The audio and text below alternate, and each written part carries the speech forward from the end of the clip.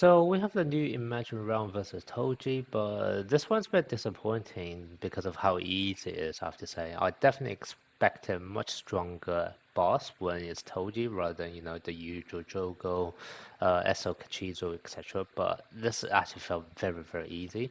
So I'll be showing you guys a very straightforward way of beating this in just 4 turns and get 24 points and all of the rewards. Now the ones you want to untick is going to be this one, increasing enemy max HP, because you actually want to burst it down in 4 turns, so you want to untick that. And then you also want to take the first level for this one, and the reason you only take the first level is because you will be selecting this one for the other one as well.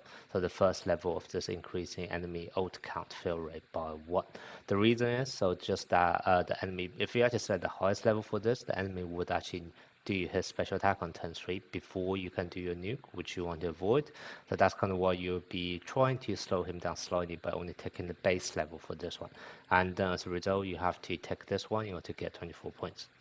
Now the strategies are very simple. It's just straightforward burst. You can see I was trying to do a stun with my Toge on turn 1. It doesn't really matter whether that stun landed or not. If it didn't land, as long as the enemy doesn't actually hit your Yaga or Toge to actually kill them off, otherwise you can still play along. The main idea is that you kind of want to buy yourself 1 extra turn if possible, because Mobile only need 2 turns to stack up a buff to the maximum. So you don't actually need for Toge to die straight away on turn 1. So ideal scenario, you stun the enemy boss on turn 1, then you do your skill 2 to increase ult on turn 2, and then on turn 3 Momo would come in. Oh, obviously you activate this regression to make sure Toge dies. Then turn 3 Momo comes in. You put on your mutual trust damage reduction. Hopefully that would mean your Yaga is able to survive even if he get attacked. And then when you're doing all of this, your Ghetto would be able to charge up his ult. And then on turn 4 you do a combo ult. And that's pretty much it. You'll be able to one-shot the enemy like that. And I will show you my purple Hollow Gojo is not even leveled up, right? You can see his ult is only level 7. So you don't need much investment on this. My Ghetto, however, is very strongly leveled up. So you can see level 10 here and also level 10 in terms of the skill 2 debuff. So maybe at least one of them leveled up is going to be fine. Now, I know some of you guys will probably ask me, what should I do if I don't have green Ghetto?